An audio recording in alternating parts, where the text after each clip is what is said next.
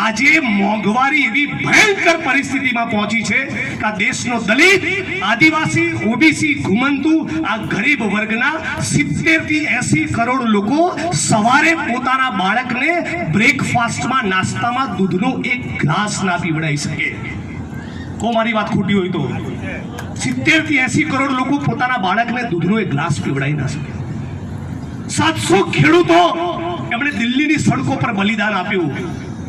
મિત્રો, આ પોતાનો હાથ હૃદય પર મૂકીને વિચારો, 752 ખેડૂતોના બલિદાન બાદ પણ જે માણસના પેટનું પાણી ના આવતું એને પ્રધાનમંત્રી તો ઠીક, એને માણસ પણ કેવો કે કેમ એક સવાલ છે.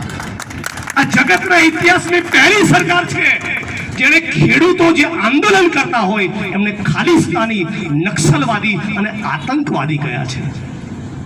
એવી ભયંકર સરકાર છે. એના ઉત્તર પ્રદેશના મંત્રી અજય ટેલીએ ખેડૂતો આંદોલન કરતા હતા એમની ઉપર ગાડી ચડાવી એમને ચગદી નાખ્યા અને 4 ખેડૂતોના ખૂન કરી નાખ્યા. આ એ સરકાર છે. આજે બેરોજગારીની ચરમસીમા ઉપર કેટલા દલિત સમાજના યુવાનોને નોકરી મળી રહી છે, કેટલા દલિત સમાજના લોકો જોડે રોજગાર છે.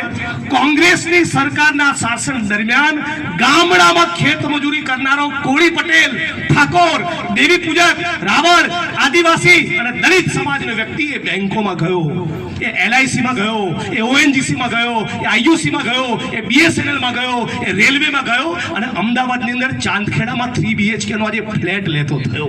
એ ડોક્ટર બાબા સાહેબ આંબેડકર અને કોંગ્રેસની નીતિનું પરિણામ છે.